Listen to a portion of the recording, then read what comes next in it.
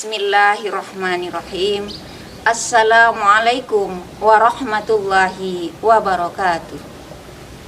Alhamdulillahirabbil alamin. Unzila fihil Qur'an hudal linnasi wa bayyinatin minal huda wal furqan. Asyhadu an la ilaha illallah wa asyhadu anna Muhammadar Rasulullah sallallahu alaihi wasallam. Amma ba'd. Pertama dan utama, marilah kita mengucapkan puji dan syukur kehadirat Allah Subhanahu wa Ta'ala yang telah melimpahkan rahmat dan nikmatnya kepada kita, sehingga kita bisa melaksanakan amal ibadah dengan nyaman dan senang.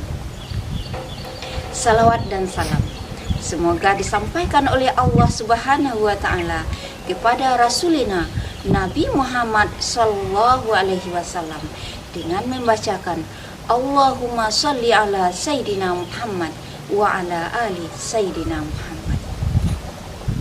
Hadirin saudara-saudaraku yang dirahmati Allah, izinkanlah saya menyampaikan sirah Ramadan pada saat ini dengan judul Tingkatkan Amal Ibadah pada 10 hari terakhir di bulan Ramadan. Bulan Ramadan adalah bulan yang penuh dengan kemuliaan, yang mana di dalamnya penuh dengan ampunan dan keistimewaan. Beberapa keistimewaan yang telah Allah janjikan dalam Al-Quran, di antaranya adanya malam Lailatul Qadar di 10 terakhir bulan Ramadan. Malam Lailatul Qadar adalah malam yang dimuliakan oleh Allah, yang penuh dengan keistimewaan. Orang yang mendapatkan malam Lailatul Qadar, maka dia itu orang yang sangat beruntung. Tidak semua yang mendapatkan malam Lailatul Qadar. Hanya orang-orang pilihanlah yang bisa mendapatkan Lailatul Qadar itu, yaitu orang yang bersungguh-sungguh melaksanakan amal ibadah pada siang harinya dan menegakkan qiyamul lail pada malam harinya.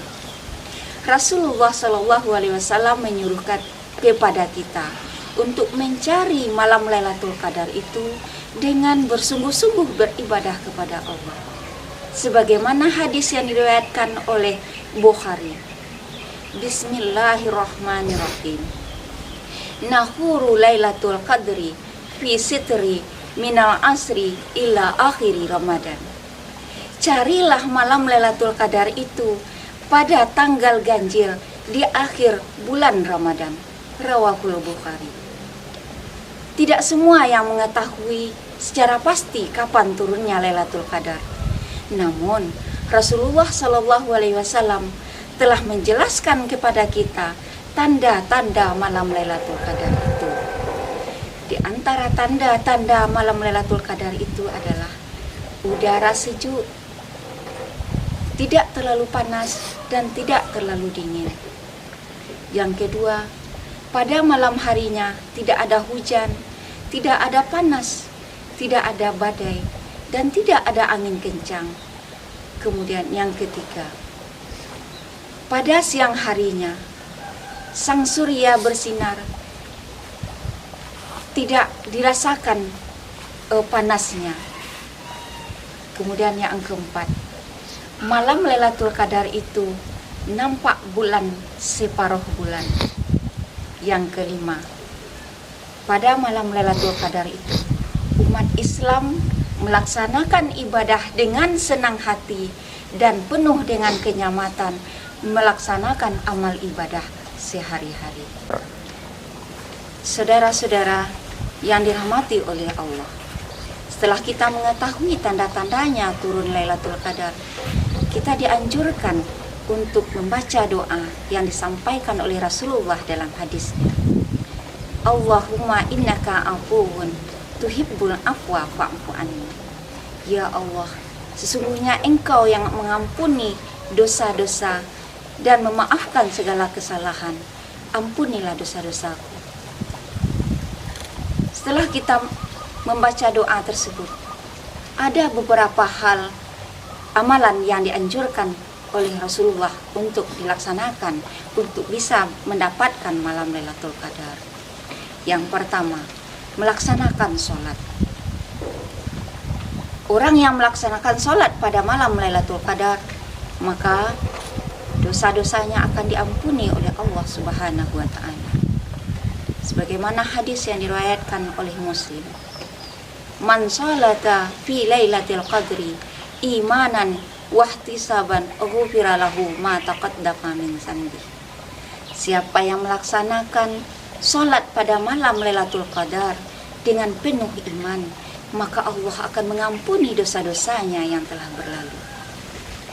Yang kedua, amalan yang kita lakukan adalah memperbanyak membaca Al-Quran, tadarus Al-Quran, mempelajari Al-Quran, serta mengamalkan ayat-ayat Al-Quran, bahkan bisa mengajarkan ilmu Al-Quran itu kepada orang lain. Amalan yang ketiga yang dianjurkan adalah itikaf.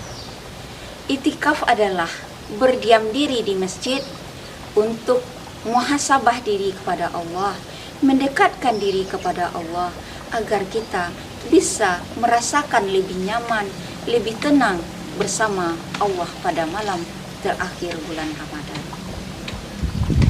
Amalan yang keempat adalah memperbanyak salawat kepada Nabi. Rasulullah SAW menjelaskan, orang yang bersalawat kepada Nabi, maka dia akan diberi syafaat baik di dunia sampai ke akhirat.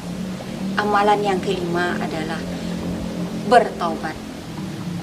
Tidak satupun manusia yang tidak luput dari kesalahan dan kekhilafan.